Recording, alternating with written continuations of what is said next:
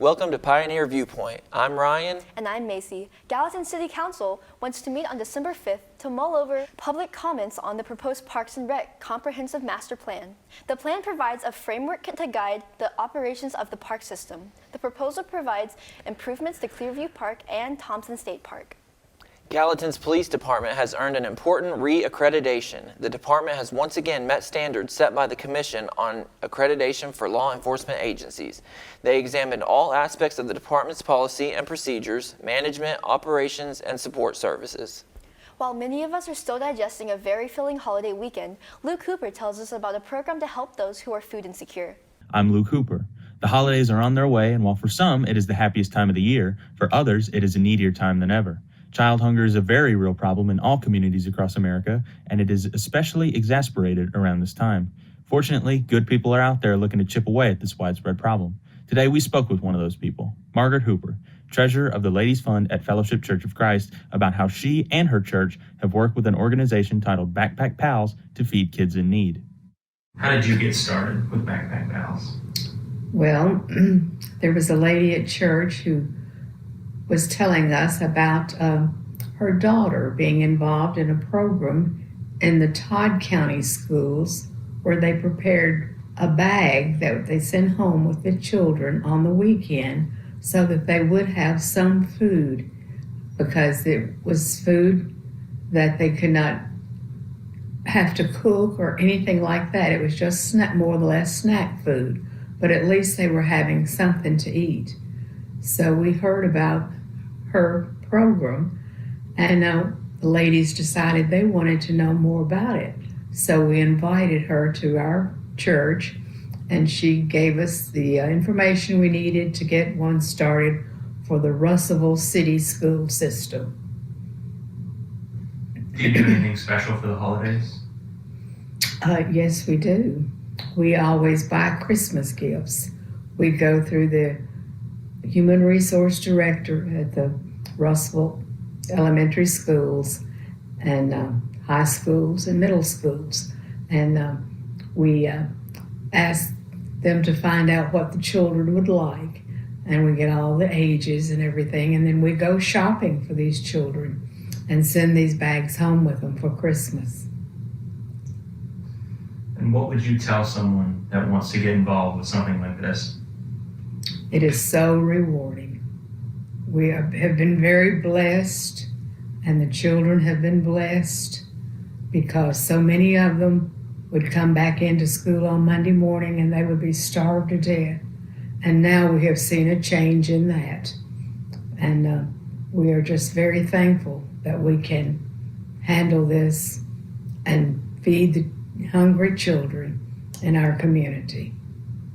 According to Feeding America Kentucky Heartland, 1 out of every 4 children in the region don't get enough food in the day and typically only eat what is provided by their school. That needs to change, and luckily, there are people making an effort towards that. I'm Luke Cooper with Gallatin's News 19.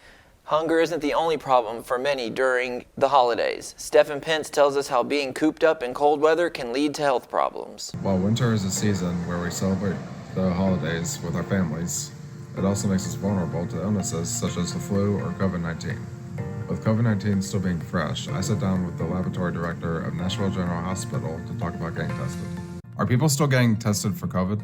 Yes, I think it's important that they continue testing themselves, especially if they're symptomatic. If they start having symptoms, and test themselves before they go to work. The test result will tell them whether they need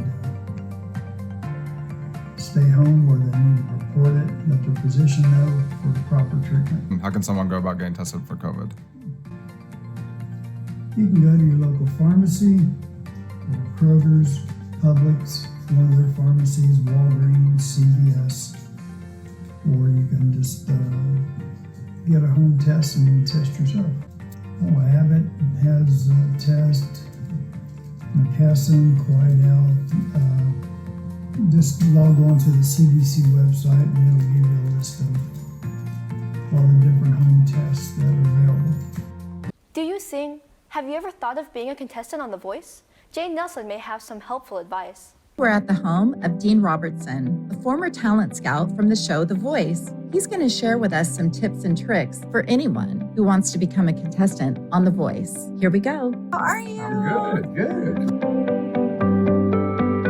When I worked for The Voice, I was actually head of A&R for 818 Records, and I was contacted by one of their producers looking for talent. And after my first year of doing so, I submitted 5 or 6 different people for the show. From there, year and year after, they would continue to contact me to bring them new talent every season. If the producer actually likes what they heard and saw, camera presence, vocals, so on and so forth, then they get called into another room where they actually give their story, their backstory of their life, how they grew up, the trauma that's in their life or not, lack of, rather. So yeah, I believe it has a big part to play because obviously it does pull attention from audience, and you root for that guy because they've been through it.